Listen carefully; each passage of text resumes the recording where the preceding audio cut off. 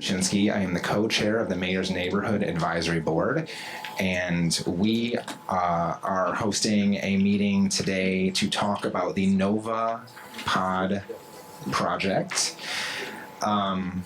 We are going to start with just some context, and then we're going to open it up for public comment, and I'll explain in a moment what the public comment will be like. We are here because in 2023, the city of Lansing looked into purchasing these housing pods. They did a wide variety of, analysis to see if we could afford it, if we had a place for it, all that sort of thing. The expense was too much for us at the time. There was a 2025 housing and homelessness survey that was done as a follow-up. During that time, Kalamazoo was selling these pods at a much lower price, and we purchased them.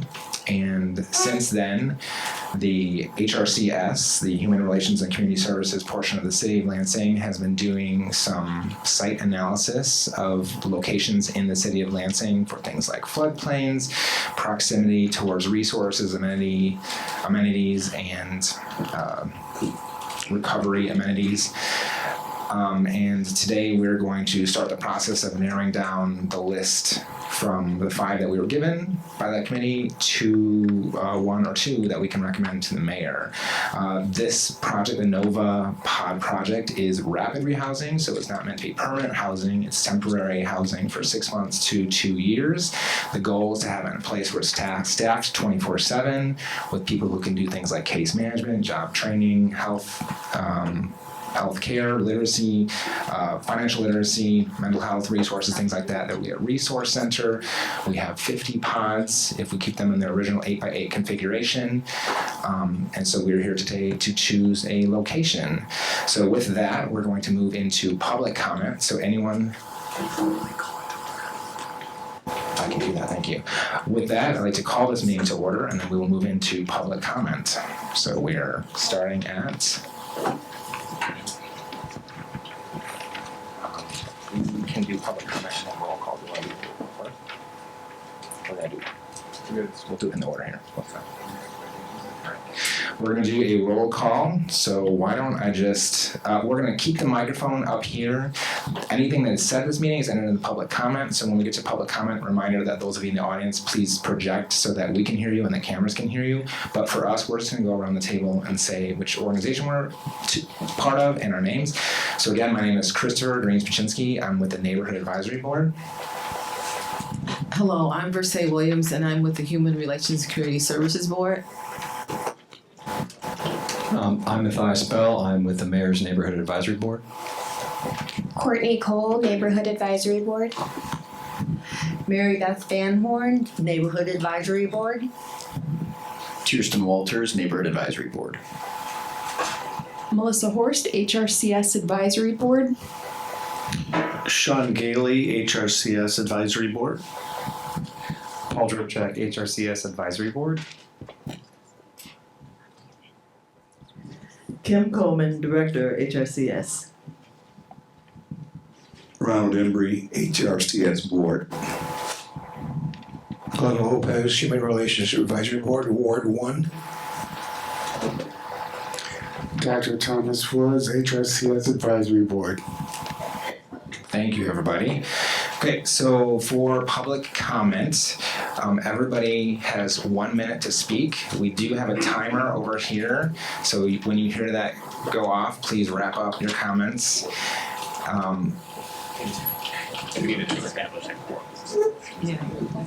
We are all out of order, man. Pardon me. Back up 1 moment.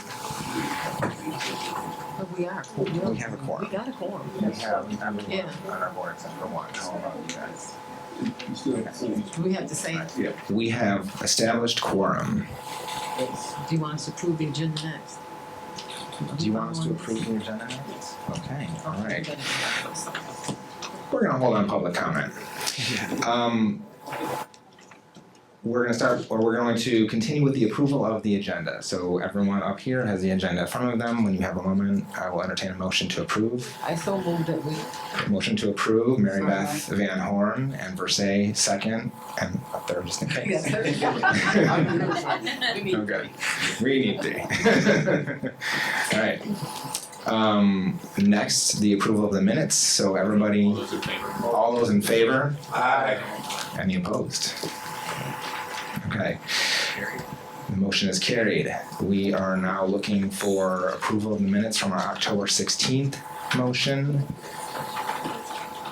Ooh, we were emailed the minutes. We don't have a physical copy of the minutes. Do we want to? Okay, we have a motion to approve Mary Beth Van Horn. Do we have a second? Thurston Walters a second. Question. Is there a question? Okay, any discussion? All right, all in favor? Aye. All right, any opposed? Thank you. Okay. Yeah, so this moves us to communications, although, let's see.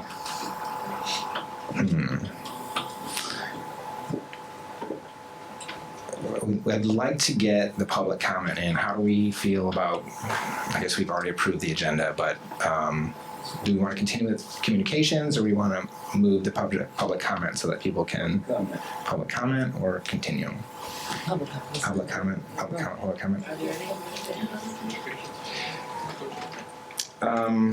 Do we have any communications at this time? Do you have any communications that you want to share with the group? I don't have anything.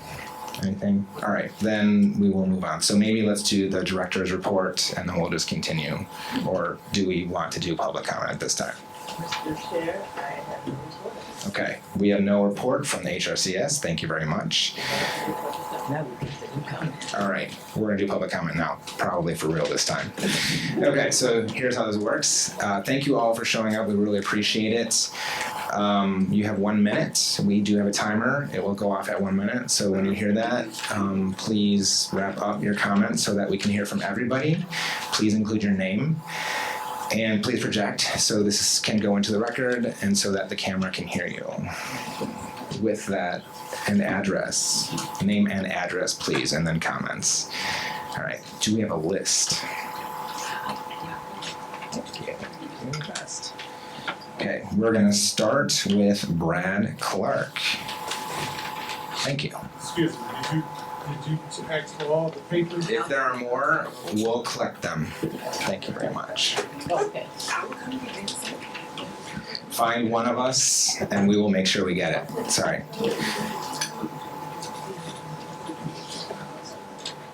Brad, when you are ready. Well, I'll wait for the.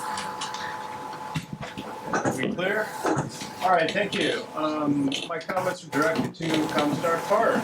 I'm very interested in the comments here. It says it was determined that drainage is sufficient and flooding is not expected. Determined by who? I live less than a mile east of that location, and I know that during heavy rainstorms it gets extremely wet. I've seen standing water down there. I'm also curious about the additional comments here. Additional funds may be available due to site's location. What does that mean? Additional funds from who and in what amount? So clearly there needs to be some clarification on the issues of the typography of the site, the water issues, and this ambiguous statement about additional funds. Thank you. Thank you. All right, Dale Schrader. Dale Schrader, representing myself and Walnut Neighborhood. I'm not going to mention how much work we've put into the Walnut Neighborhood, planting trees and things for the last few decades, and it's an area that's really improved and become a pretty decently desirable area. But I'm not here to talk about that. I'm here to talk about Comstock Park and why that is not the right location for this pods. First of all, it's basically a food desert. There's no restaurants, there's no grocery stores. There is a liquor store right around the corner. you know, but the closest restaurant is maybe Olympic Broil. It's a half a mile away. Secondly, no infrastructure for monitoring 24/7. Once they were talking about putting in a police substation there at Walnut Apartments. It didn't happen. There's nothing anywhere really nearby police-wise. There's no medical facilities anywhere nearby there. There's no public services, and it's next to a school, right next to a school, and there's no. Anyway. Thank you. I want to say Carl Tilking. Thank you, Carl. Carl Tilking, 1835, legislature. I live near the Shabazz location. I feel that is an ideal location. The only exception would be, of course, the school building itself having to be renovated. That would be a big danger. We also have fire right across the street at the across the so that neighborhood is mine. I know the area well. But I would like to say point blank and simple is that it's not a food desert there. We do have quality dairy less than a block and a half or 2 blocks away. We also have to have another market option available. It's on a bus line. It's a good place. And I definitely would recommend that because of the fact that I can walk to work because I was able to get a job with y'all. So there you go. You know, that's how I think of it. Thank you. All right, Rosalie Wright. Rosalie Wright, 11-5 Seymour. My biggest concern that I'm seeing here is a problem with drainage.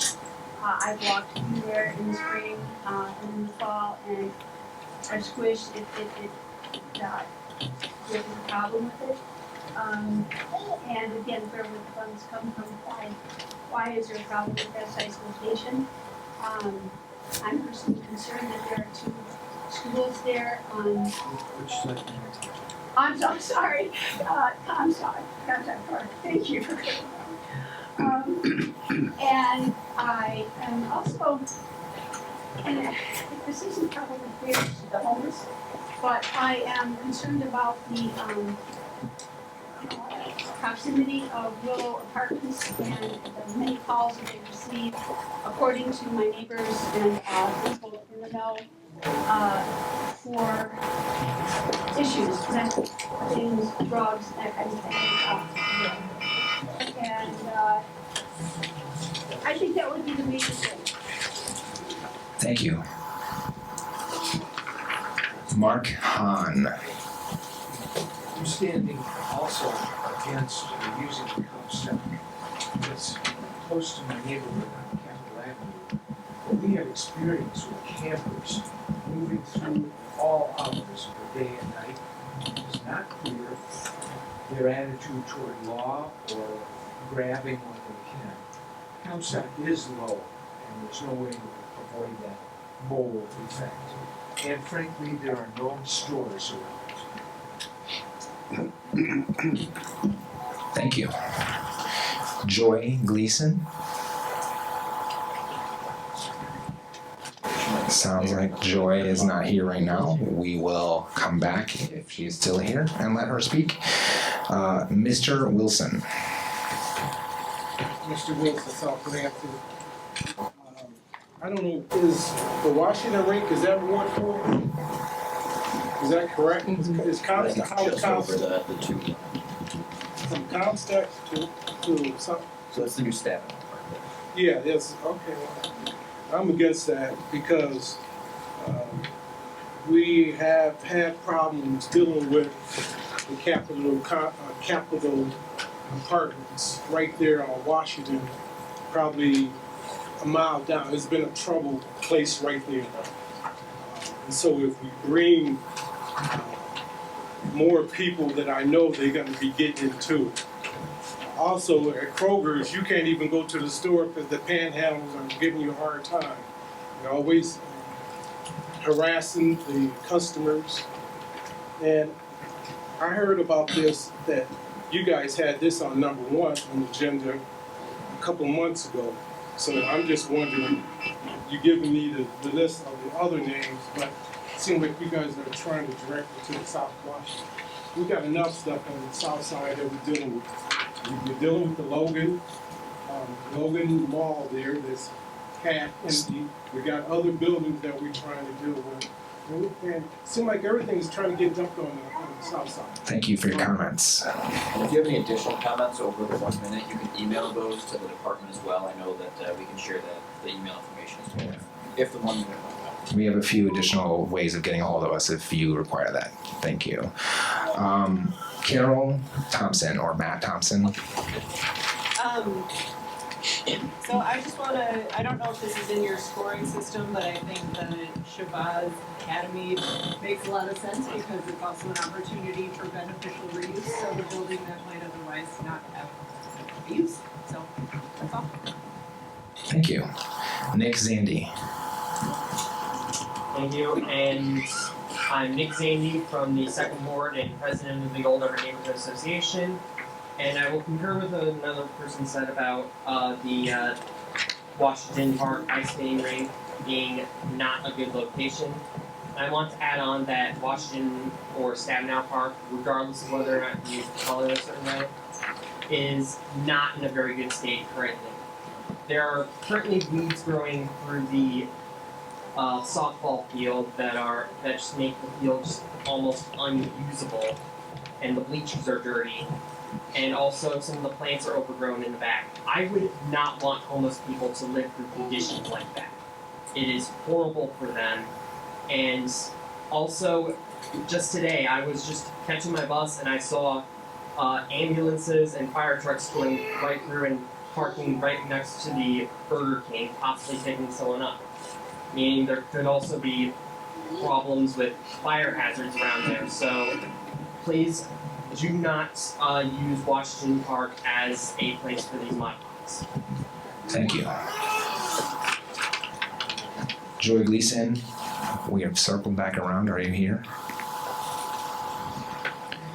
Is there anyone who hasn't filled out a form who is still filling it out? Can you pass this to Matthias so he has names? Can you pass it to Matthias so he has the names? Thank you, Mercy. I appreciate it. Okay, thank you all for being here. We appreciate your thoughts. Even though we can't, as a board right now, respond to them, we will take all of them into consideration and attempt to get answers to the questions that you have raised. Okay. Well, new business. So, did you? Oh. Okay. All right. Yarden, would you like to facilitate? I think we're gonna start going one at a time, just discussing pros and cons. We're gonna spend roughly 5 to 8 minutes, so that by the end we can make sure we covered all of them. We do have the civil engineer here, so you can pick on him as much as you'd like. Project manager. Project manager. Project manager. I have other names for him too. But we're gonna start with Ward 1. So if you have, Ward 1. Option at the top of the list, we're just gonna work straight down. Actually, I'm sorry to interrupt, can I jump in real quick? Just for those of you who are in the public here today, our goal today is to get answers to questions that we have about these properties, but today we will not be choosing a property or narrowing down the properties. So just to set your expectations. So, do you want me to explain everything the process? Yeah. All right, so we're going to explain the process briefly while Amy's handing out the rubric. So, first of all, it was clarified these are not in a specific order, but we are going to work from the top to the bottom. So we're going to start with the one in just a minute, the former warming house and ice skating rink, 2516 South Washington Avenue, which will open up for question, answer, and discussion. We'll keep it to a few minutes, then we'll go to the next one, and the next one will expand the conversation. The process of tonight, is, as stated, is not to select a location. It's simply to engage in dialogue about all of the options. Also, please note on the bottom of the page, it does say that 2 other sites are currently under consideration. You would get those as soon as they pass, if they enter the list or not. December 2nd, there will be another setting for community comment, for public comment, so that there could be more opinion added to the mix. That will be at the Foster Center at 5:30 on December 2nd. And then on December 18th, there will be a dialogue process of this group towards narrowing down the list to a final 2, and then a vote to make a recommendation. Without any further comments, we are going to open up to question, comments, discussion on each one. Are there any further comments? There are not. Once, twice, 3 times sold. So we're starting with the Stabenow. And it's completed. So I was just going to read through kind of the process that we went through so you kind of understand what we were looking at. So for 2516 South Washington, that is in Ward 4, proximity to public transit, we were able to determine that it was within a half mile. There is a map package as well. That is the last of your packages that I just gave you, so it kind of shows you where it's located if you're not familiar. Also for proximity to essential services, I'm going to come over here so I can lay these down. So proximity to essential services. So there were several essential services. We were able to find that Kroger is within a mile of the location. Child and Family Services is less than half a mile. The nonprofit hub is also less than half a mile. Michigan Works is within about a mile, and then also transit is available. The property is off the road. However, it does have good lighting. Currently has bathrooms, but it would need to be updated and have showers and additional stalls added. So for walkability, we were able to determine that it is safe to walk. And then for the physical site and infrastructure, the pods are suitable for the footprint. They would all fit there. The utilities, it does have water, electricity, wastewater. Again, we would need to add some additional showers. It is ADA compliant, safety and resilience.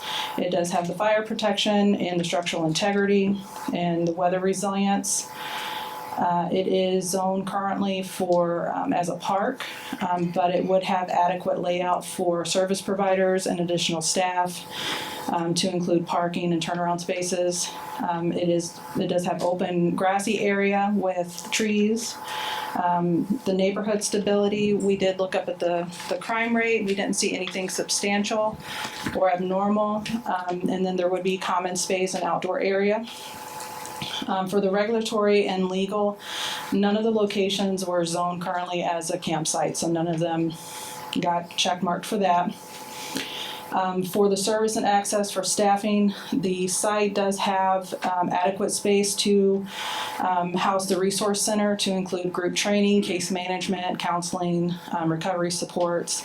It does have spacing for offices, storage, break area, and it would be a good potential location for partner visits.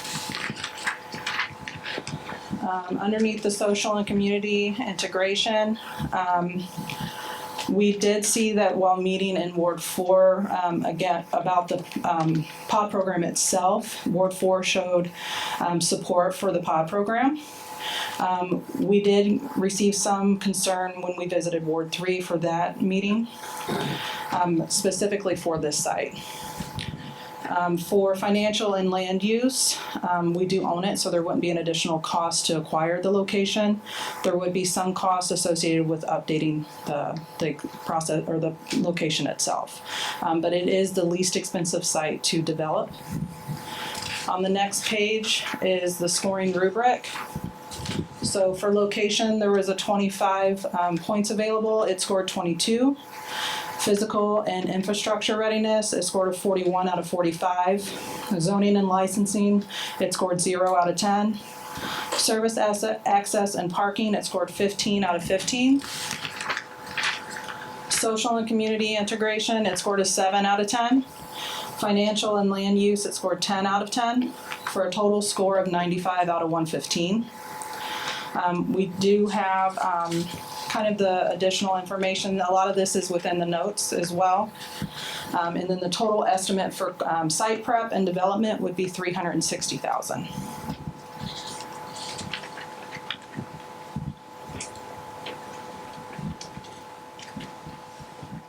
Have any?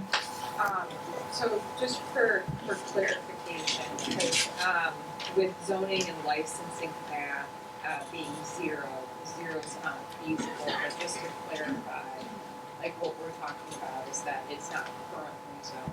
Correct. Nor currently licensed, so Correct. that doesn't mean that it's not possible, it's that the current, it doesn't, It's not current, yeah. Alright, So the zoning, all of that would need to go through the zoning board and then the city council for approval. okay. I have a question about not just this, but just understanding the graph. Yeah. So when I look at this project, this site, and I look at the other ones, prep cost doesn't always include all the costs that are involved. In this case, I think it does. The 360 is all in. But am I right in assuming when we move to other sites, there are other costs that aren't in the prep costs that need to be added in order to get the full scope of the cost? That's correct, especially for the ones that we don't own. Right. So And those I just- we don't have the exact amount for that, so that's to be determined. But the amount that's listed on there is specifically for the prep cost, not any acquisition cost. Right, so I just wondered if this could be deceiving when we're ranking them, when you're just looking at prep costs, if you're not factoring in, for example, additional pavement needs to be added to some of them, or acquiring needs to be added to some of them, or, so total costs would be helpful too, that we can add, so.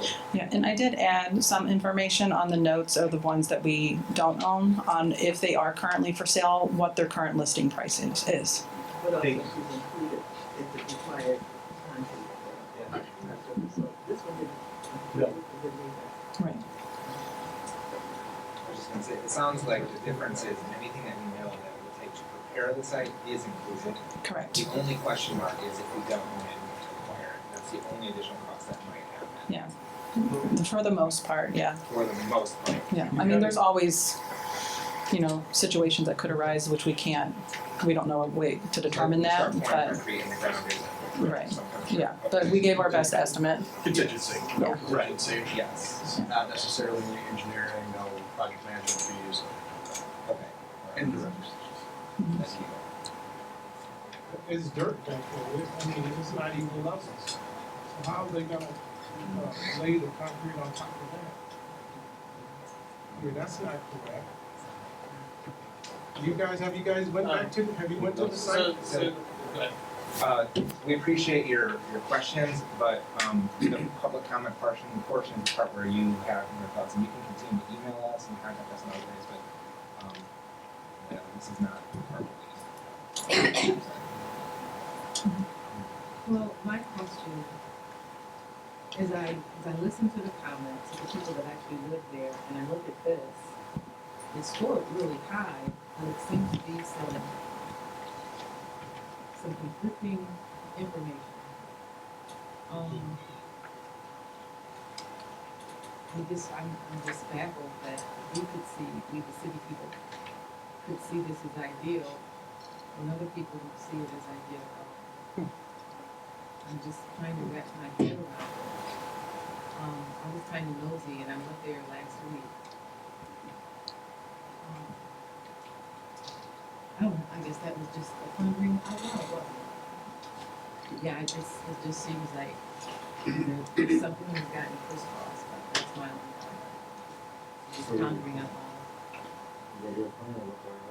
Yeah, so I know parking is listed here. Do you have any idea how many, an approximate staff number and how many of the participants may have vehicles that will be We don't know about the participants. We do know that our plan right now for the programming is we would have 24/7 staffing to include security and then somebody working there, so a minimum of 2. But it would also depend on at what point in time we would have some of the service providers there. So it could vary greatly. I mean, would you be able, I don't even, yeah. So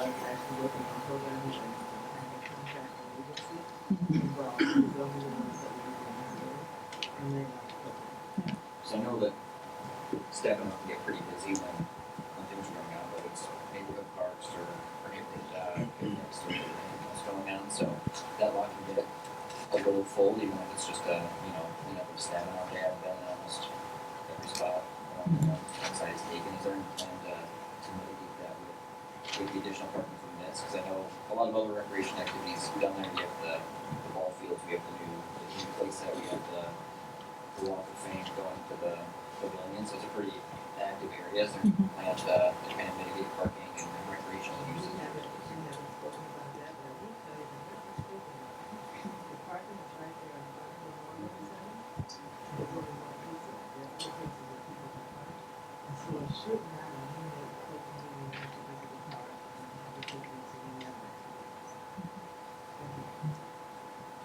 So kind of two questions.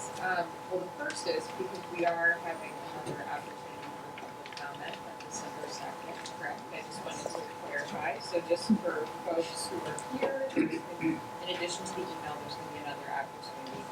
I guess the question that I have, just in terms of the paved concrete, maybe it would be helpful to know like where exactly within Staten Island Park, like you're considering putting these on village. So the warming house itself has the paved area around the warming house. Okay. And so we would be utilizing that paved area specifically. Okay. It's also already fenced in, that area as well. So we would, the cost that's associated on that is to repair the fencing, repair or replace it, depending on what we decide to do and what needs to be done. But it's right next to the warming house itself. Formerly the ice skating rink. Great. So is there, ice skating?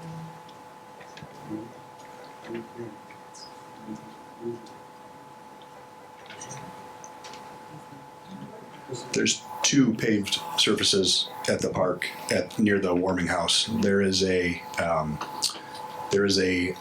paved surface on the west side of the warming house. It's quite large. It is in disarray. It is in rough shape. It would be acceptable for maybe parking, overflow parking, but the surface we're talking about is south of the warming center, and it is in excellent condition. And it hasn't cracked, so it makes me believe that it's thick and it's going to stay that way for the near, distant future.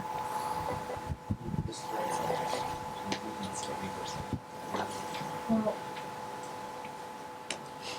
so will we make sure if for Ward 4 for this, Debbie Stagman Park, will we make sure that all of the park and the pod community, if we choose that, looks nice and it's manicured? Because it sounds like the park is a shambles. I mean, it wasn't looking all that great, but it's fall time. It looks like my yard, all my windows are lit now. But are we going to, are we going to clean it up and keep it nice? So that's your intention? Oh, It's Nova Estates. That's right. Nova Estates. I'm sold. That's right. But we'll be keeping it up and making it nice. Okay, not just dumping folks into something that's already dumped into it. Yeah. So we got Christopher, you, and then if there's any other one, otherwise we're gonna move on to the next one. Not that one's off the table, just. Oh, yeah, great. So I'm just trying to mentally map this out. So I see that Debbie Stagman Park currently has 3 large parking areas that are north of the baseball diamond and south of the picnic areas. So I've heard concerns that people want to use this park without being interfered with and interfering with the Nova project. So which of these tabs are we using for the Nova project, and which ones are going to be used for people who want to picnic and play baseball? Can you answer that? Do you see what you need to see from me? concepts of his legs. We should talk to Brett to get his feedback on which are active, for baseball. But this is the pad where to the north, I'm pointing to the north of the warming house. That was a pad for the positive pressure ice skating rink itself. It has a concrete perimeter and a crushed concrete or crushed asphalt center. So that's not ideal. It's not ideal for parking. It's not ideal for much other than a ice skating rink. The large lot to the left or to the west on your phone is a lot that is used, but it is like I mentioned earlier.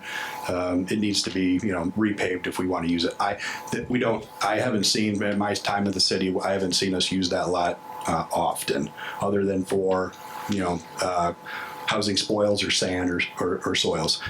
The site that we're talking about for the Mod Pod is to the south.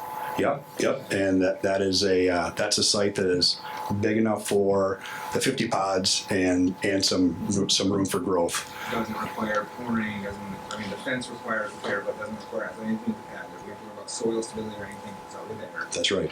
That's right. Yep, drainage, all that's not a problem. It is a developed site, and that's going to be a consistent theme tonight, whether or not the site is pre-developed or if the city has to develop it. Yeah, I know parts of that are used as kind of a staging and storage area for the city and for crews. Is there any plan moving those? Is this going to be kind of outside of where they park and store things? This project doesn't plan on consuming that space. Well, are you talking about, there has been in the past plows, I think, stored in that lot, and maybe that's what you're thinking about? Yep, those have been relocated, and we've discussed that with the parks director. Yeah, I just wanted to make a comment. I think it would be nice to understand the utilization rates for these parks, as we have 4 parks listed here. I think there is a pavilion there, interested in how often it's rented and things like that. I do think it should be a City of Lansing property. But yeah, I'm interested in how often it's used. I know there's also issues with funding and maintaining parks, so that's also something that I would want to consider in this decision with 4 parks listed. So if we could get that data from the Parks Department. Do we have that data or is it something we got? We do not have that currently.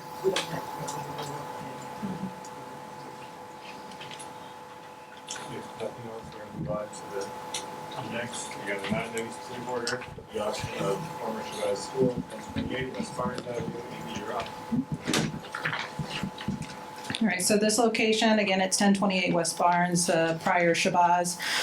This is also in Ward 4. We were able to determine for public transit, it's within a half mile. Essential services, it's within a mile. For that, specifics on that, it is on the corner of a main road and on a bus route. The AARP Health Center is less than a mile. MMRS, which is Mid-Michigan Recovery Services, is within a half mile. LMTS, which is a food pantry, is 1.3 miles. QD is within a half mile. The nonprofit hub is 1.6 miles. Kroger is 1.5. Michigan Works is 1.2 miles. The property is well lit. It is next to a skywalk to provide a safe route to cross the road. Property does have functioning bathrooms, would need to update to add showers and have hygiene trailer or have a hygiene trailer brought in. Also, the property does not have an elevator. However, the gym is accessible from the outside and would accommodate the resource center. The larger building would provide an opportunity to expand at a later date. The property is currently listed for sale at $650,000. However, when contacting the listing agent, they seemed willing to work with us on both the price and the purchasing terms. Going in more detail about the sections. So the pods are compatible for the footprint. For the space and common areas, it does have water, electricity, wastewater. Sanitation, it does have adequate toilets, but again, the showers would need to be added, and we would probably need to be adding a few toilets as well. For ADA, the bigger building is not currently ADA compliant because it doesn't have an elevator in it. The restrooms there would also need to probably be expanded for the doorways. However, the gymnasium is what we would be utilizing for the resource center itself, and that is accessible from outside. For the site layout, it does have parking and adequate space for that. It is shaded, it has trees, it has a grassy area that we would be able to utilize for the pods. The neighborhood, we did look at crime rates, we didn't see anything substantial there as well. There is common space and outdoor spaces available. Again, for regulatory and legal, it is not currently zoned as a campsite. It does have adequate space for group training, case management, counseling, offices, and for partner visits. For community readiness, again, for Ward 4, we did receive positive feedback for the POD program itself. And then there are different nonprofits around that area. For acquisition, it did receive a partial credit on that just because of the willingness to work with us from the listing agent. And let's see, I think that is it for that one. We have for the estimate, we have site prep for pod utilities is listed at $225,000. The foundations for the pod is listed at $50,000.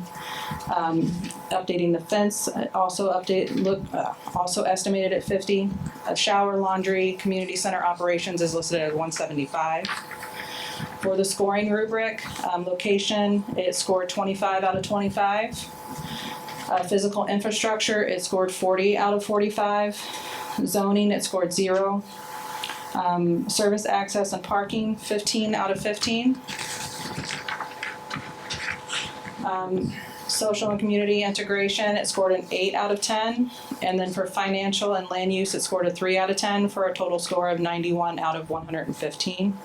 The estimated cost for just the site prep and development was $500,000. Again, the cost for acquiring the property is not added into that.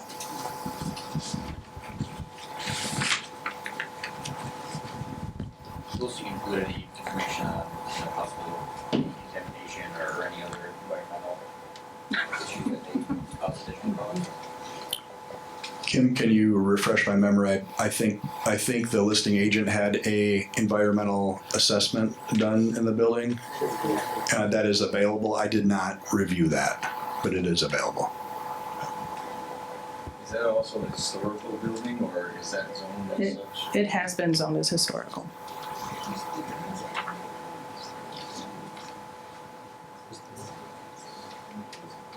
So just looking at the space that's near it, it sounds like we've got some support here, but there are single family houses around it. And so I'm wondering which area to be the chosen location. So like there's a grassy area, there is a sport court, there's a parking lot. So are you using a sport court or are we pouring concrete in grassy areas?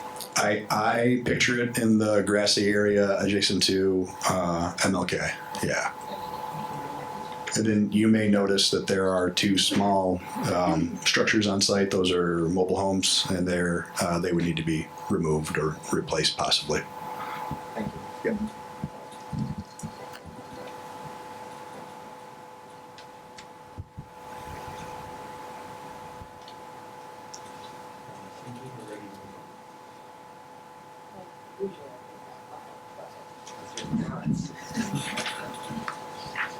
I do live real close to that location. I live in Morris Park. I was in Morris Park neighborhood here for a number of years. There was interest in that building years ago from developers. I know it didn't quite take.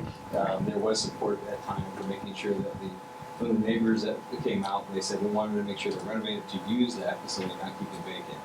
So I think there was some, some need to make sure that that building is up. If we do is it repurposed, that's great.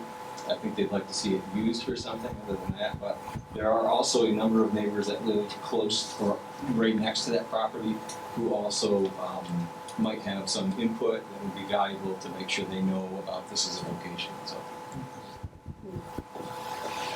Hi, so I also live near that area in Colonial Village. Is there any concern about the busyness of MLK and the speeds that people are driving on MLK?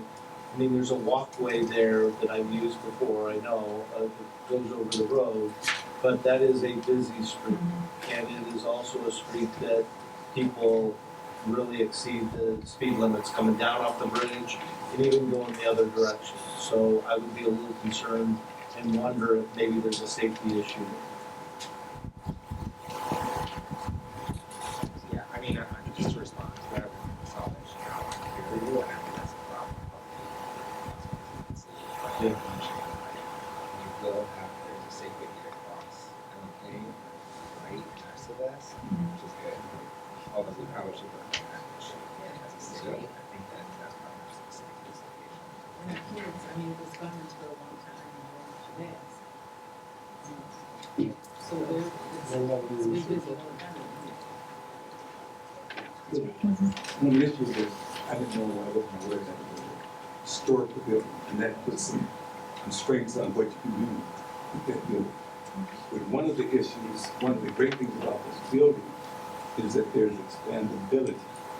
As far as services that can be provided, you can probably move in and get offices in there now. You got toilets and everything that you need. There's a fence around the property. I don't know how much you got to spend on fencing, but you have parking and everything. And to the point, we're saying, well, we can get city land, yes. But the city lands, all the residents of city lands, let us use our parks and make an investment in the city. I wish we did have a magic wand where we could make homelessness disappear. I do, just like you do. But the Mod Podge would be a good place for the Mod Podge. And if we have to eventually use it for housing, we got some place we can use. And that's why I think this would be a good location. Because, I mean, it's brick and mortar. It's brick and mortar. And so because of, most schools have, you say that there's a gym, you say that there's a kitchen for making food. At least when I was a kid, it was. So you have a lots of pluses. I know there'd be maybe a little pause, additional pause. But this site really needs to be considered because it's sort of, it's fenced in already. There's on a major bus route. It's supposed to be lots of services and expandability for the people. We could keep our parks. We can keep our parks for use. And then one other thing is that not only for the homeless program, but other city services maybe could be in there. I'm just saying, and I rest.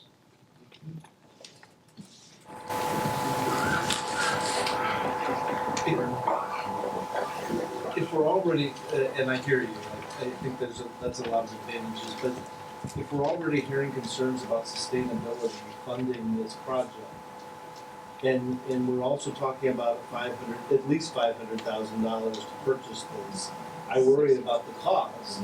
There are already people questioning how we're gonna sustain the operation of this year over year. I don't know where those dollars come from, whether they come from the state, whether they come, what the potential is, but dealing with the state on a regular basis, there's not a lot of extra money there, so, at least not now. So I worry about the cost. Well, granted, it's like former nonprofit fundraiser here, like I'm not as worried about the cost. Because I look at something like raising, even $650,000 for like acquisition and, I'm like, that's doable, right?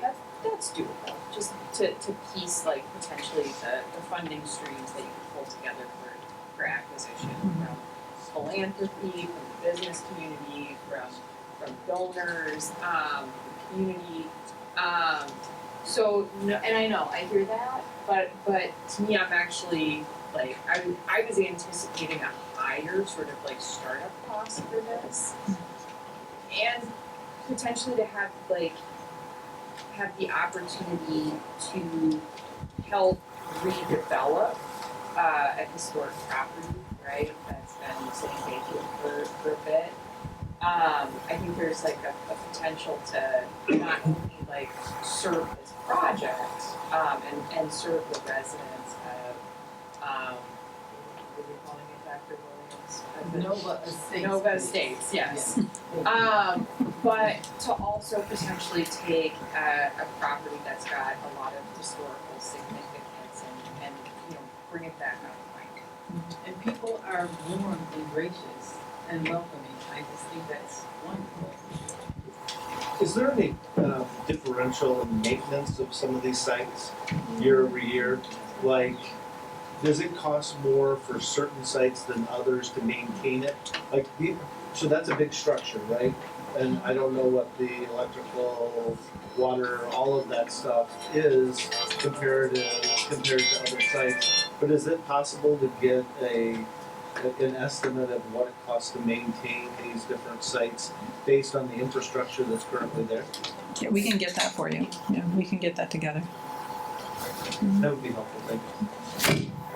I think also on part of cost, having the building there, I think that could open up additional, state, county, federal grant opportunities. Obviously, federal grant opportunities aren't going to be great currently, but I look at the homeless and housing village that the county just passed, and they're not using those funds for county initiatives, they're for community efforts. So I think if we have a building and the city purchases it, we're able to work, we can get services in there, whether it's nonprofits, whether it's city, HRCS resources, neighborhood resources, I think we can use that. And then also kind of sell that for grant programs. Hey, we want to use this building that we have for X, Y, or Z for community engagement, homeless and housing concerns, any of those. I think will open up capacity. It's really easier to offset costs along with finding property that the city will own and will be able to utilize for well into the future. I think that's a good thing to have, regardless of the crowds here and There's one thing that she said, listen, maybe there might be funding available because of the historical significance of the building. The outside of it. And so someone said other nonprofit organizations would have, maybe somebody that does mental health could be in that building. So other services could be in that building. They would pay rent. That is wonderful. We could actually have school district, they still call it GED or high school or whatever, because it's a huge building. And use the school to have a school inside, where people can finish school or be inside like the LCC or something. Or skill trades.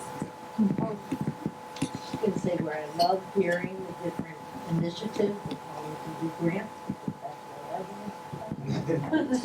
We love the grants and giving money away. Do we have a budget? Because I'm looking at this and I'm just seeing that cut and we're talking about all this extra on different things.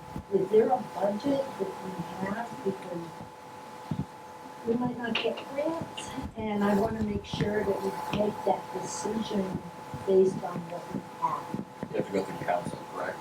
Yeah. Appropriate through there. Yes. So is there already a budget? Yes, there are funds, there are some funds available, but we use those funds to have to be approved by the council. And so at the point when we put the number out there, we will be putting it out there.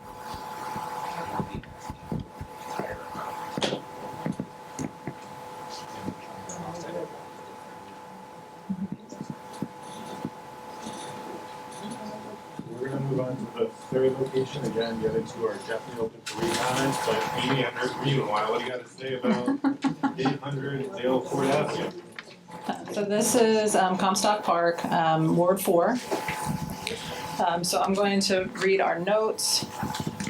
So the property is part of the Census 69 tract, so it is considered a CDBG zone. Given that status, it possibly provides additional funding that would be available to actually rehab the property. So for the location, we were able to tell that it was within a half mile of the public transit. Bus stop is actually less than a half mile. We did note that the Mid-Michigan Leadership Academy, Advent House, Carefree Medical, the Neighborhood Empowerment Center are all less than a mile away. Michigan Works is 3 miles away, but transit is available. The building could benefit from updating. It is currently 2 stories, but no stairs on the inside. The bathroom is accessible from the outside on the lower level. Would most likely need to significantly expand the building to accommodate showers, restrooms, and the resource center. There is a low area, however, we were able to determine that the drainage is good, but we would most likely add additional drainage when adding surface for the pods. So the pod compatibility, it would fit within the space. It does have water and electricity and wastewater.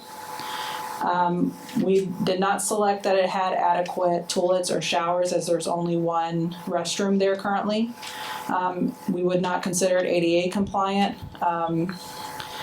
For the safety and resilience, it did have some weather resilience and some structural integrity, but it would need to be rehabbed. It does not have current adequate parking, however, there is space where we could add additional parking. We did look at the crime rates, and there was not anything significant there. And of course, there's common space and outdoor area.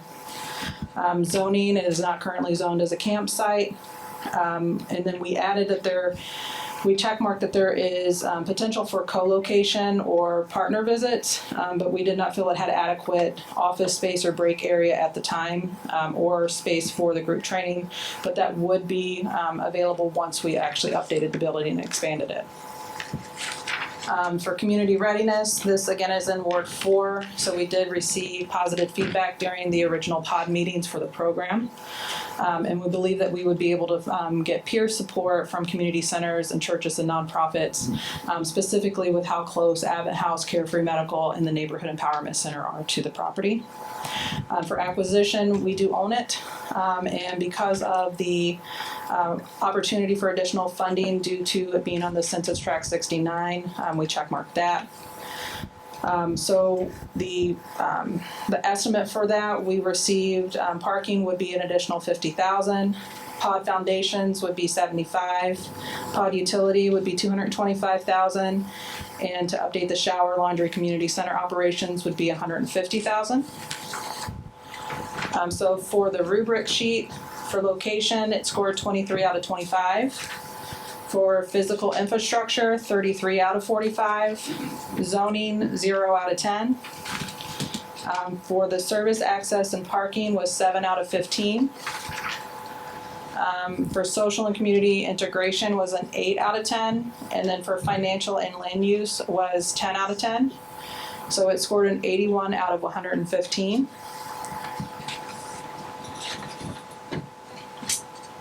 And then the estimate for site prep and development was $500,000.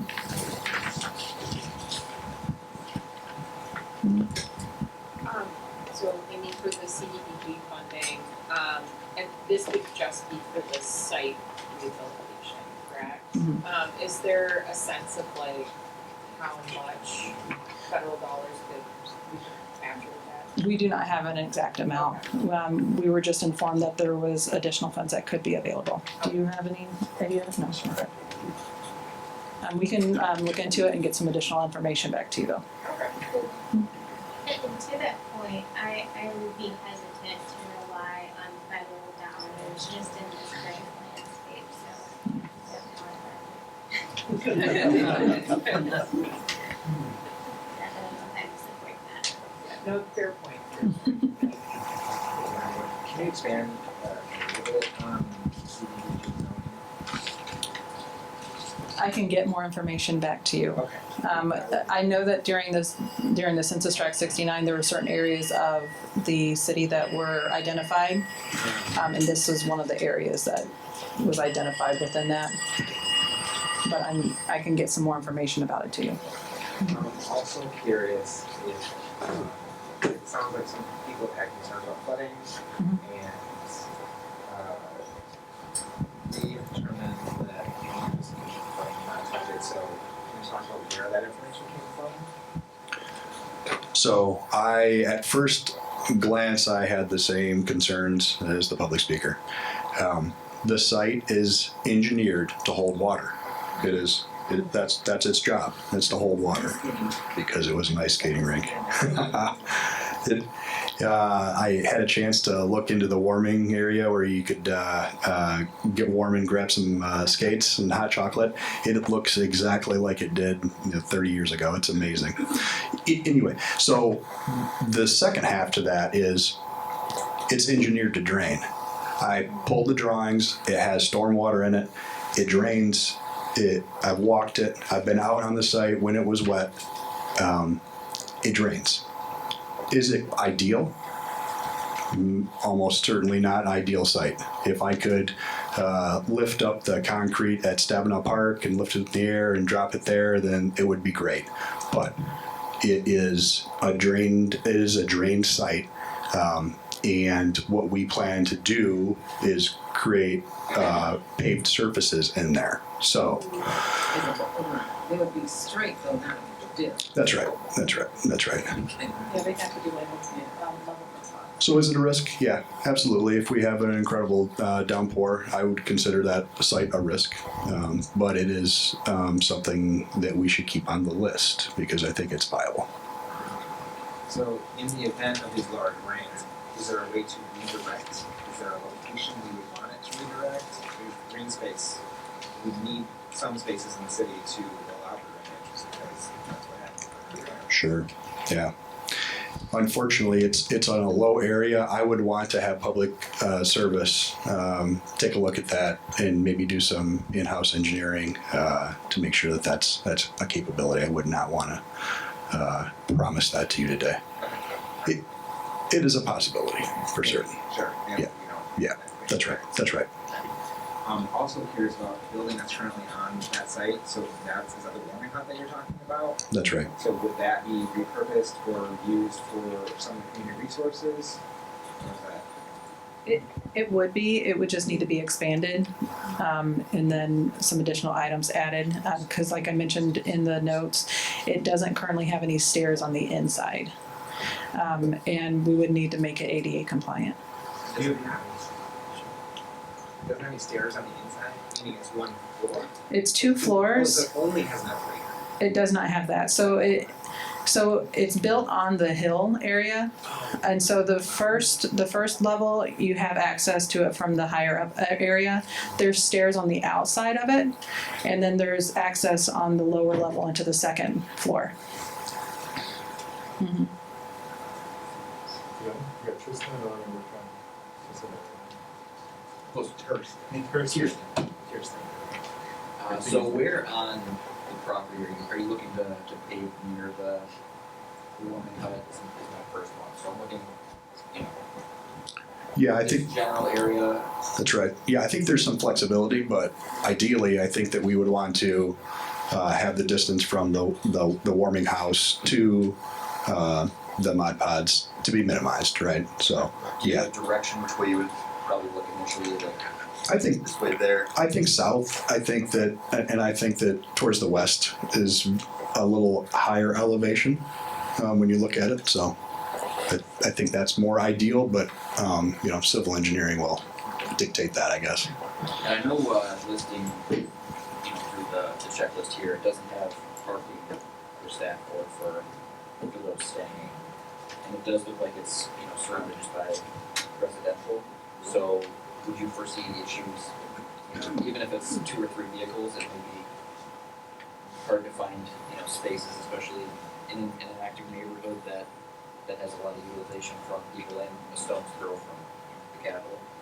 There is a few parking spots, but it's minimal. That's why we didn't check mark that it had adequate parking, because it really doesn't have adequate parking. I think when we went, there were like maybe 6 parking spots. That's right. Yep. Yeah. So you're reliance on the city street spots.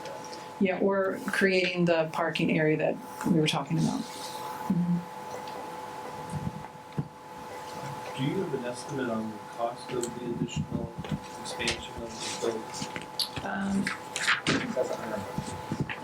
For the shower, laundry, community center, that was in this one. I was about ready to read you the next ones. Shelter Laundry Community Center operations, that's what your expansion of the building is? That's right. That is a bare bones minimal approach to it. That doesn't necessarily address ADA concerns. So that's in the 500,000? Yeah. Okay. Thank you. So the Pod Foundations is higher, is that incorporating the drainage requirements that need to happen for the space? Yeah, that is, so I don't know that we have the budget to re-drain the entirety of that bowl, right? So what I had in mind was elevated footers that gets the pods off the ground, and then some type of ADA compliant approach to each one of the Mod Pods that would get the resident, you know, away from the level of the grass, you know, to provide you know, some buffer. We don't, in each of the cases, we would not want to have the residents walking around in a grass field, you know, because it's going to eventually get muddy and may look nice on day one. So in each of those cases, there is either crushed concrete or there is a wooden or concrete walkway that would provide that drainage. The other part is, you mentioned there's no ability to rotate surfaces, is that correct? There's not currently space enough to accommodate that, and especially the way that the building is right now. But it would be available once we do the expansion and the updates. So the building would be great for community space as well as for one-on-one meetings, extended events. Space for the community members of the POC community, yeah.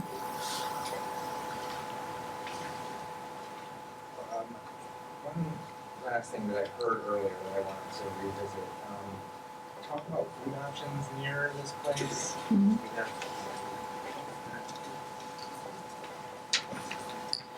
Let me make sure that this is, yeah. I guess I'm talking more like grocery corner store than like restaurant. Yeah, so we didn't mention any of the food options. We did mention like the Mid-Michigan Leadership Academy, Carefree Medical, the Neighborhood Empowerment Center, but there is a bus stop within a half mile of the location. So, I guess I'm here since Andy's Food Market. I'm not sure.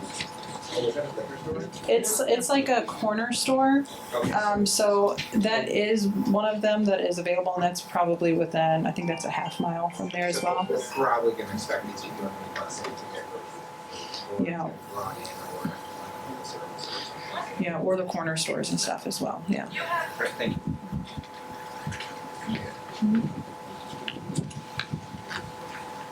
Sounds like we're ready to hear what's behind door number 4. 1400 East Kalamazoo Street. So this is also known as Hunters Park. This is in Ward 1. So public transit is on the same street. Proximity to essential services. Allen Neighborhood Center is less than a half mile down the street, which has several of the essential services, including food, medical, pharmacy, and assistance with applying for benefits. Michigan Works is 2 miles, and transit, of course, is available. The meeting at Ward 1 was supportive, welcoming, and encouraging. The site is currently a park with the and has the community pool that is operational 3 months out of the year. If the site is selected, we would recommend placement on the other side of the park. What is that, north side? What side is it? Yep, north of the pool. North of the pool, yeah. So when doing the check marks, of course, the transit, the essential services were checked. Employment center is within the 2 miles. The pod community would align with the surrounding areas. Visibility is good. Walkability is also good.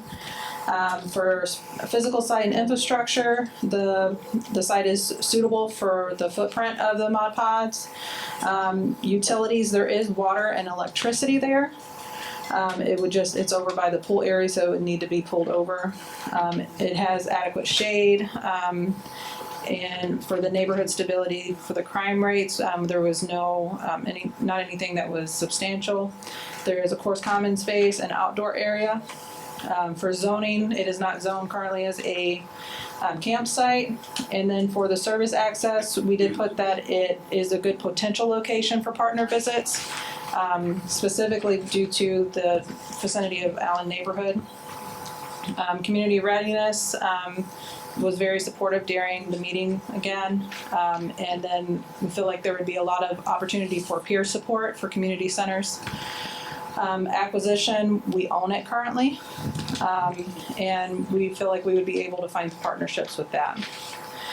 For the estimates, for the pod utilities was estimated at $225,000, foundations $50,000, the fencing $50,000, shower, laundry, community center operations was $175,000.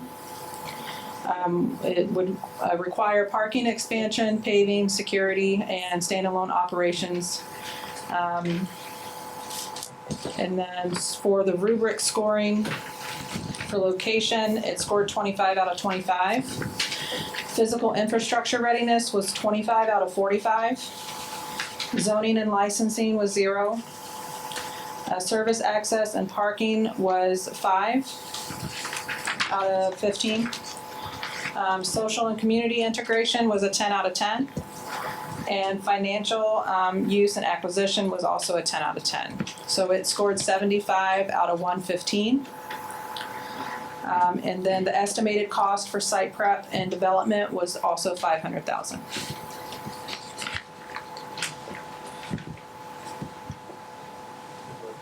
Yeah, I know a few questions with this one. I know that initially discussions were what for public service. Is there a plan to redo Kalamazoo in the near future now that the Mission Act project is done? Is this considered at all with possible repaving of Kalamazoo in the next few years? No. So yeah, and then I know parking expansions listed. Would that be to kind of expand the parking lot further into the park? Because I know there's not a lot of room, and there are a few pieces set in right near that parking spot, and at least right over the garden house and the greenhouse that's there. So I had pictured, and what we had discussed was a development really towards Kalamazoo, like you mentioned, away from the pool area, not adjacent. Yes, yeah, and that would take a new. There's a drive in that area, if you can kind of picture that area, but I think it's going to take a new parking lot in that area, away from the pool facilities.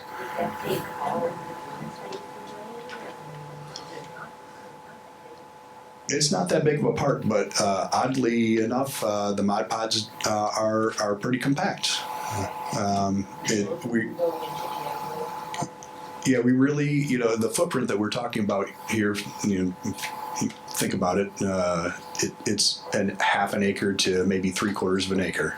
That is enough to support this. So that's maybe a third of that park, if you can kind of picture that. You kind of cut that park into thirds. So there'll be a reasonably large distance between the pool area and the pod area. I know we get pretty busy with programming. I know ANC has staff that are there almost every day for the greenhouse. I know when the pool is open, it can get pretty busy. I know that they do have that will guard through that center piece. I know they use the walkway quite often around, and there's a lot of development. That's right. There, so Yep. I would love the idea of a parking lot expanding into the green space there. Like I said, that's right where I live, out the streets away from Central Park, and I know it's a pretty active area. So I have a few concerns with this one. I also see that this one and the next have conditional scores. So these are the 5 highest graded locations. Okay. Well, I think you had first, so I can go after you. I just had a specific location question. So you would envision the parking lot coming out of Kalamazoo, Yes. and then also like not on the top or the park. So we try to move the walking trail. I think that's probably a a good point. Yeah. Thank you. Yeah. Programming, like an overall programming of the park probably needs to happen, and we decide to go down this path. So notwithstanding your comments, can we infer that this site has received the most community support? I thought I heard a lot of community support or neighborhood support for this site. Did I hear wrong? And if so, how would you compare it to the other sites? Maybe I misinterpreted how much Actually, a lot of people. on both We sides. did a number of different visits. So I would want to visit over there. Okay, that's fair. I was gonna say, I was at that first board meeting that you provided, you know, and to say there was support, there was support for spots, but it was never, oh, we're gonna put it in Hunter Got it. Park. Yeah. We Thank you. support that, so I just wanted to make Thank sure that, That's what we. because nobody knew where, that was one of the big things. We said, you said you haven't decided, because people were asking. So I just wanted to make sure Yeah, you no, knew that's that. helpful, thank you. That is correct. Yeah, and I think that the two points that came up in the last meeting and why we're going to be doing a public comment meeting on December 2nd. I am kind of curious just because when it was mentioned with the Comstock card, there seemed to be an indication that the CBOs, community-based organizations that are around the park were willing to provide that support. Has there been a discussion with Allen Neighborhood Center? No. Okay. Yeah.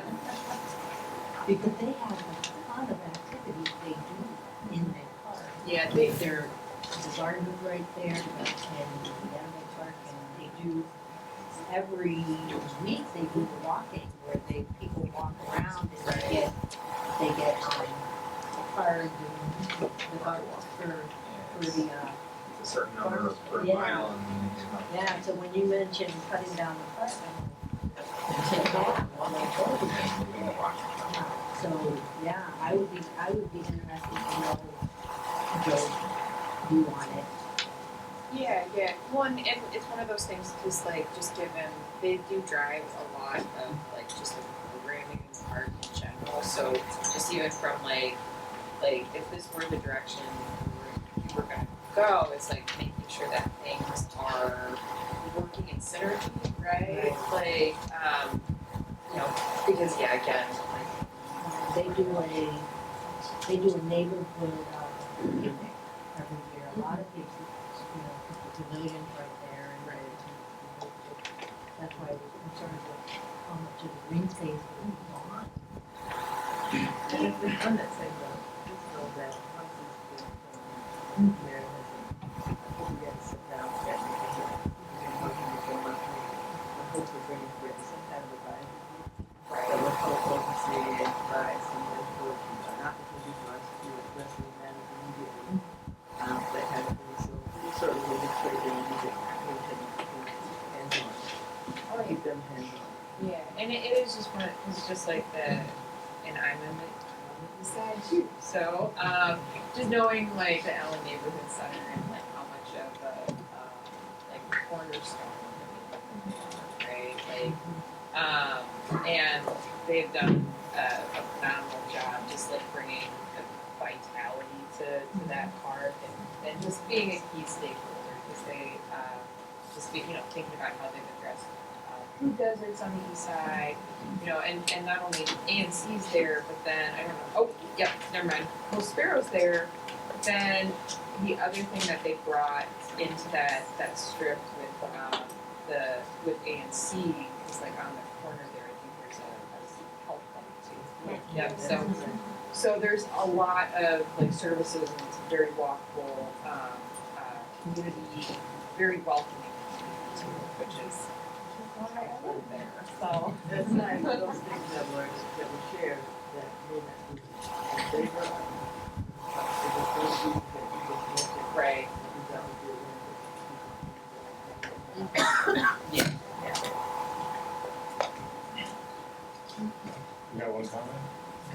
a lot of people have been asking like where the placement of these RVs is going to go. Is it possible to get some kind of visual representation of each site so we can actually see what that would look like? So I feel like we're trying to picture these in our heads, or pulling up phones or whatever. It's not as something to see what that would look like or how much space that might take up. Thinking about it, half of 3/4 acre or whatever. Yeah, maybe a consistent footprint that would accept the pods on each of the sites, help visualize. Okay, yeah, we can make that happen. Yeah.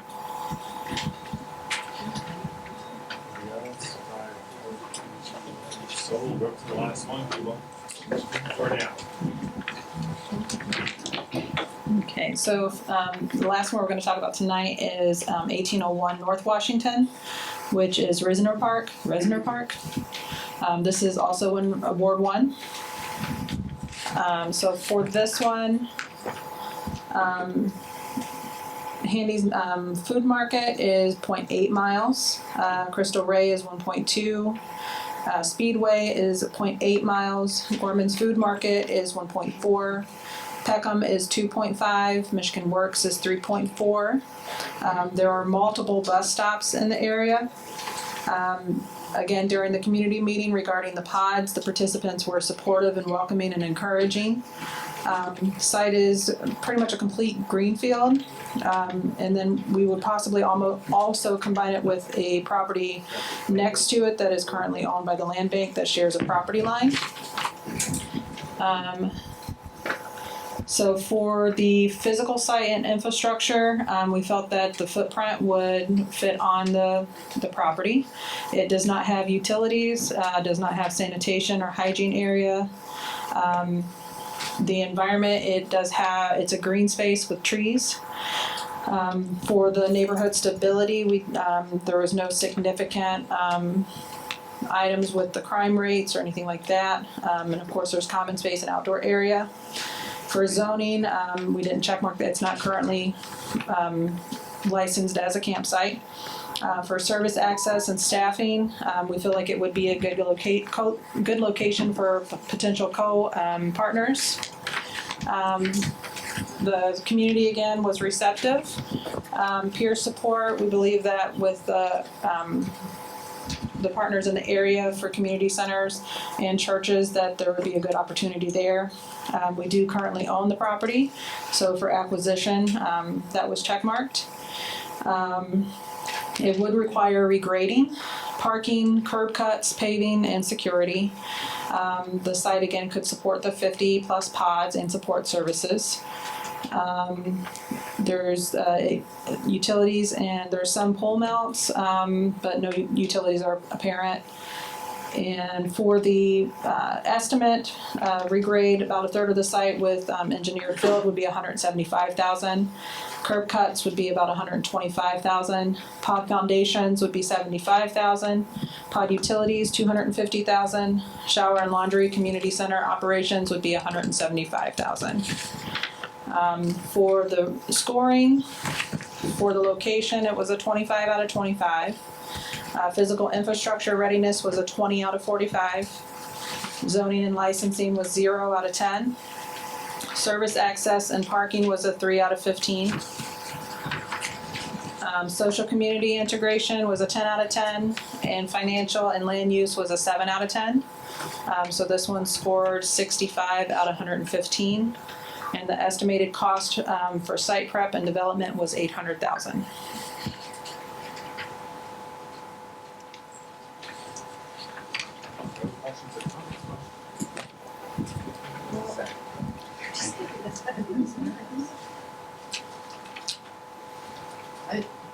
I think it's pleasant and it's large enough. Where it's not so much surrounded by houses, there's a little bit of difference. It's a little different than the other parts of the house is so close.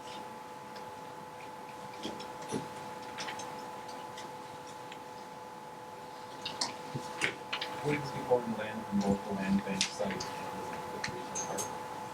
Correct. That means that's correct. Yeah. So would that mean the cost from the land bank, or is that something that's already? We don't have the estimated cost for the land bank. The property that we would possibly be utilizing with them is already, is it paved? That area? Or is it, or flat? It's flat, it's prepared, you can park on it, it's not beautiful, it works. But there would be additional costs, of course, for purchasing that portion of land. We would discuss that with the land bank and it would be added into the cost if there is one. There's a basketball court on site, so are we talking fixing that, or is it going? So this is a similar area. Yeah, the site is big enough to work around that, but it would be directly adjacent. On the industrial side or on the housing side? We could be flexible on that, since I think it's in central, I think the court is centrally Yeah, located, yeah. right? So, but there's enough over here, and there's enough. So it could, their side, okay.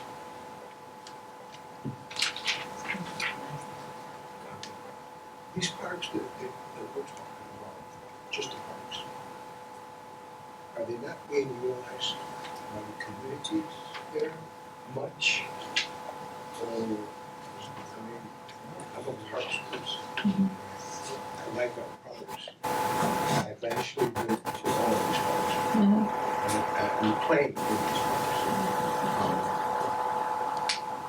Don't kids across the street who live in Reason and Comstock, bunch of going to those parks. One of the things that we're going to be getting and gathering for you is the utilization rate, which was asked for earlier. So we can share that once we have that from the Parks Department. You can just,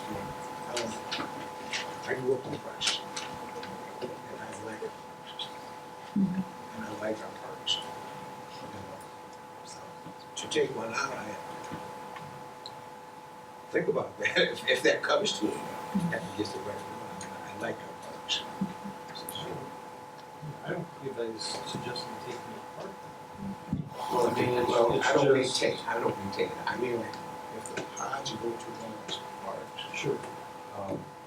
it could be, some sort of a issue with parks. And then that, like, if you're gonna go to Hunter Park, right, I've been to Hunter Park many times. The pool is there, okay? We did that a while back. So we get fence around the spots, right? Okay, but that kid, those kids in that area, in that community, will use the park as well, right? So the pods are for adults. What is it like at night? I mean, that's the east side. And you live on the east side. I mean, in Granite, I generally don't go down to like the park at night.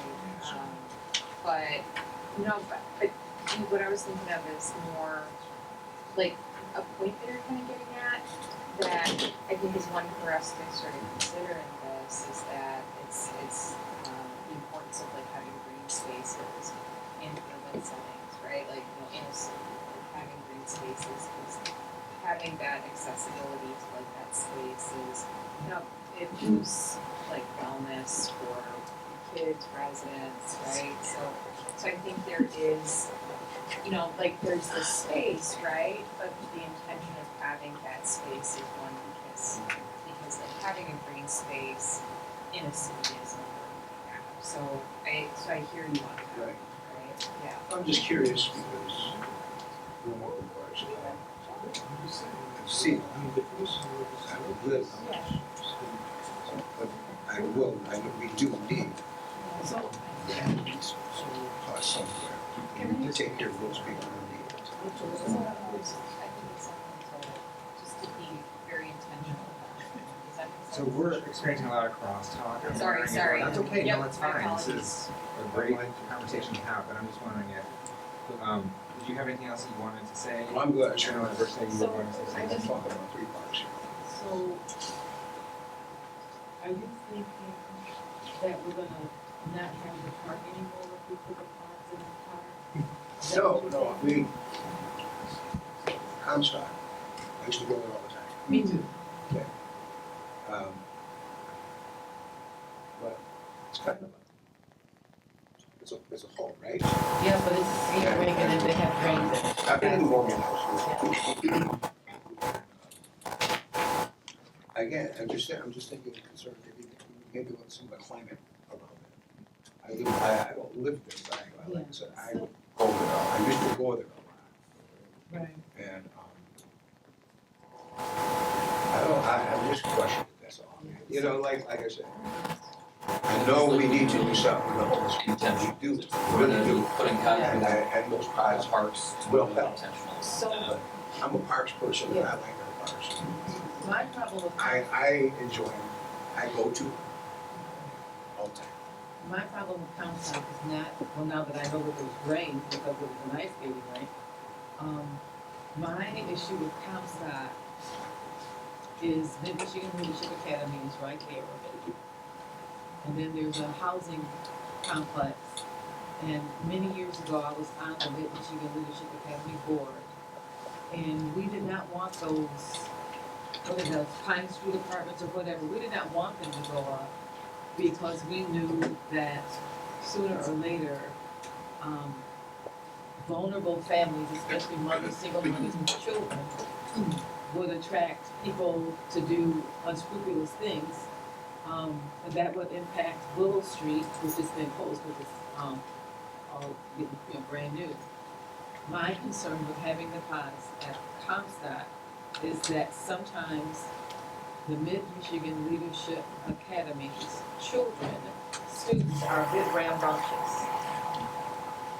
And there's constant mischievous fighting, and I would not want that to be with a community that's trying to better themselves.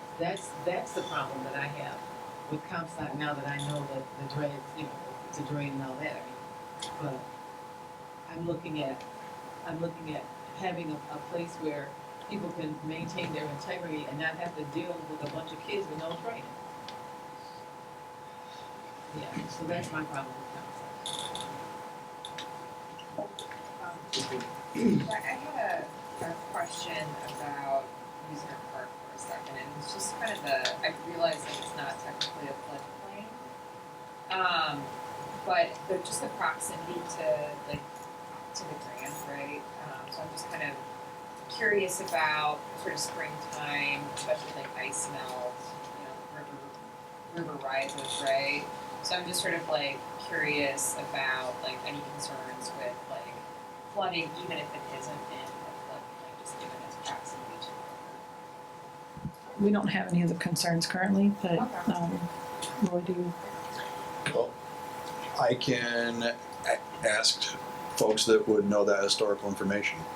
We can better understand the condition of the park throughout the years, in the spring. Great. I'll check that out. Is there a concern about timeline, especially if you have to purchase a property versus just work with what we have? Is that a barrier in setting the pods up in terms of the length of time? I think the greatest concern regarding the length of time would be acquiring the city license from the state and from the city. So those things that you're talking about, then some of those things, some things, the other things, we just get to do that we don't have. And that's why it's all the properties, correct? That's correct. Anything that we need to do something, which is, And actually, Director, one follow-up question about that, just in terms of like the timing for licensing. It's sort of like a order of operations. Do we have, if we went with Reasonable Park, for example, would we have to do these, because again, it seems like there's some upgrades that need to happen. Do we need to do the upgrades first before proceeding with the camp licensing? No, okay. no, we have to put it out there. Got it, okay. We would want to make an investment in property. Okay, all right, just making sure, because I was like, knowing how licensing through state can take a little bit of time. Yeah, So, we're anticipating about 5 months. yeah.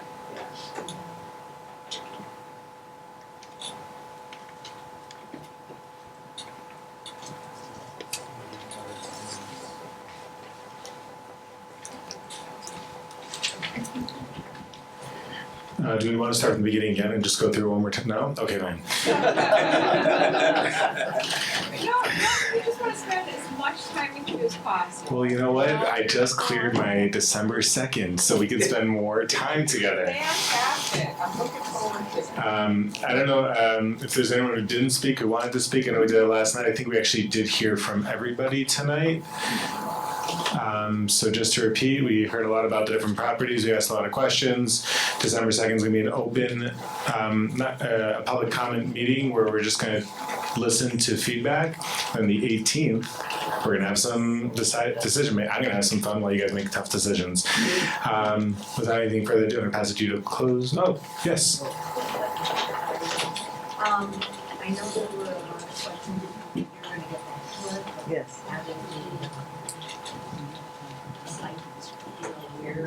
Yeah, I made note of all of them. Yeah. You should have that by December 20th, yes. No, December but 19th. We'll get those to you, Vivian. I wrote them down. Are you gonna email them to us so we have them before the, public? I don't see why we couldn't. It depends on how quickly we can get them from the folks we're having to ask for it. But we will get them to you as soon as we possibly can, and I pray it will be before your meeting. It would be nice before the second, but it would definitely before the 18th. That's right. Because I know a lot of. Exactly. decision-making Exactly.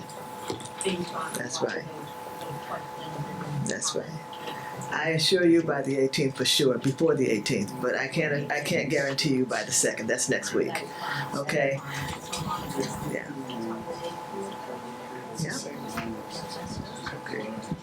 You already spoke to the public comment. No, we don't need to open it back up. No, we don't need to open it back up. We don't need to open it back up. No, it's closed to me.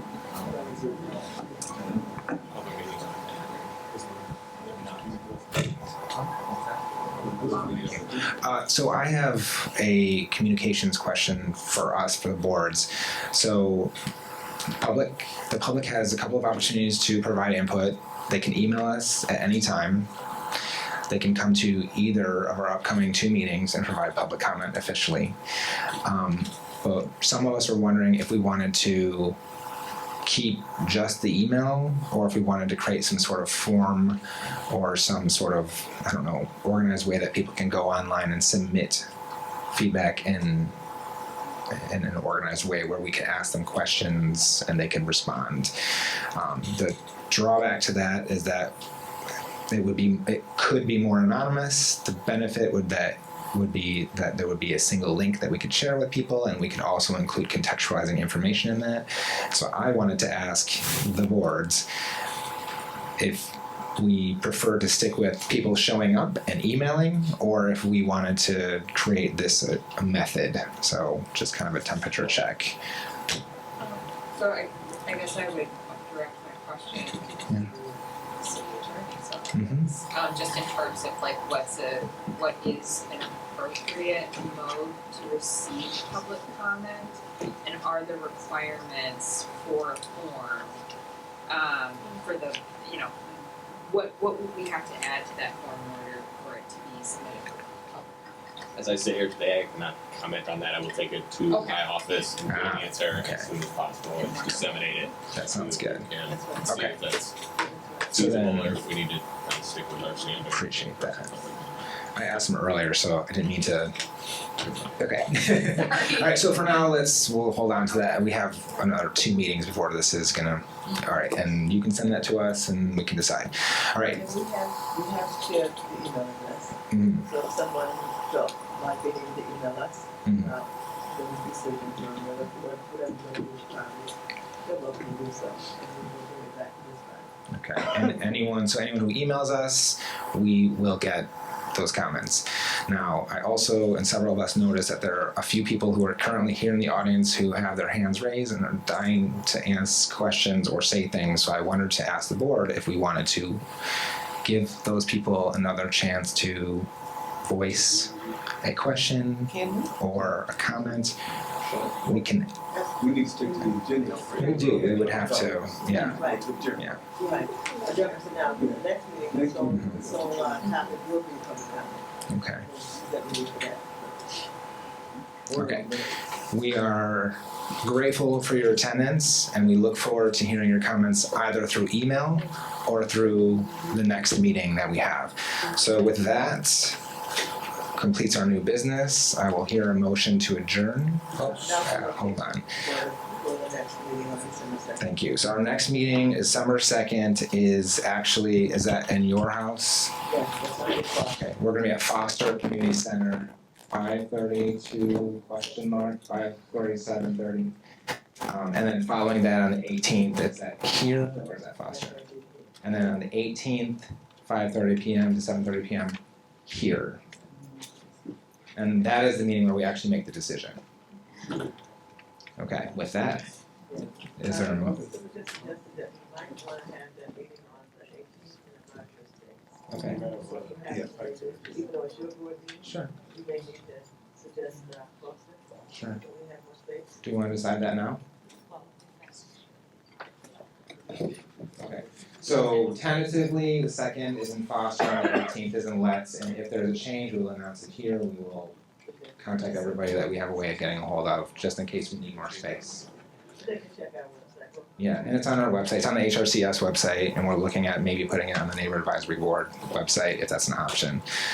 Does anyone else have any comments or questions or things that we need to handle as a joint board? Move for adjournment. We have a motion on the table, we have a second. So Kirsten moved, Ron seconded, all in favor? Aye. Any opposed? Y'all know y'all understand. Thank you everyone for your time. And now